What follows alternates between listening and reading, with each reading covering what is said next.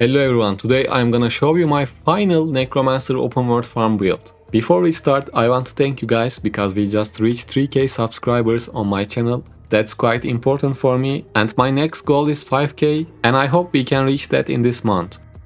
Now let's talk about the build. I want to start with set items, which is crucial for every single build in Diablo Immortal. We have 4 pieces of Shepherd set, which gives our summons 15% increased damage and increased critical hit chance to us and our summons. And for the other 2 slots, I have 2 pieces of Izatar, which gives us 30% increased movement speed for 3 seconds when we defeat an enemy. As you know, we kill the mobs almost every second, so basically this turns into a permanent movement speed buff while farming. Now let's check out our skills.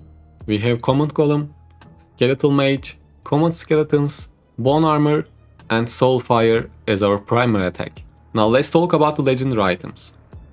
For the headpiece we have Visitant Sign, which increases the duration of Command Golem by 39%. For the chest piece I have Flickering Warmth. Bone Armor instead summons 3 bone spikes that orbit you and damage any enemies they strike. This gives us a great damage while we are moving around the mobs. And for the shoulders we have this one, Skeletal Mage maximum charges increased by 1. But you need to be careful when using this, because if you summon 3 skeletal mages at the same time, one of your common skeletons will die.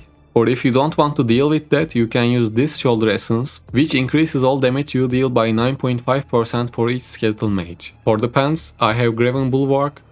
Bone Armor duration increased by 39%. Thanks to this essence, Bone Armor's cooldown is very low. And for the main hand, I have Desolatoria, which turns our Command Golem into a Molten Golem. I use Molten Golem over Poison Golem in open world farm because Molten Golem is better for AoE damage. For the offhand I have Twin Vestige. Skeletal mages now have a chance to be empowered, immediately casting a bone spell when summoned.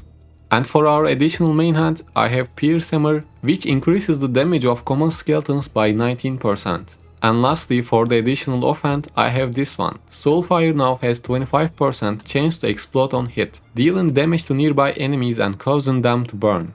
Other than that, I am using 6 pieces of Vexed Curse properties, which gives us additional burst damage, plus it increases the movement and attack speed of our summons.